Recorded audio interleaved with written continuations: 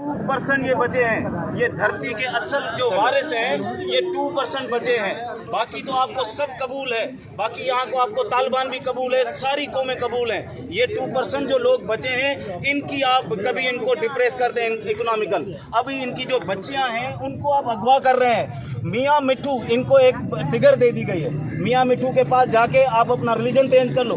भाई force conversion तो इस्लाम में है ही नहीं। मैं मुसलमान हूँ, हम कुरान पढ़ते हैं, कुरान ने तो फोर्स कन्वर्जन तो हुजूर पाक सल्लल्लाहु अलैहि वसल्लम ने नहीं किया। लकुम दीनकुम वलिय दीन, तुम्हारा दीन तुमसे मेरा दीन मुझसे, काफर के लिए भी नहीं है। ये कौन से मुसलमान है कि ये इन अकलियतों का, और अकलियत ही हो। और सबसे बड़ी बात मैं तो इनको हमेशा कहता हूँ, ये अकलियत नहीं है, इनका अकलियत का नाम भी गलत है। ये इक्वल सिटीजन है, हम यहाँ पे ये सिटीजन है, सिक्योरिटी, ये माइनॉरिटी वाइनॉरिटी कुछ भी नहीं है। कल किसी को और को भी माइनॉरिटी, कल मुझे भी ये माइनॉरिटी कर देंगे, क्या ये हो जाएगा?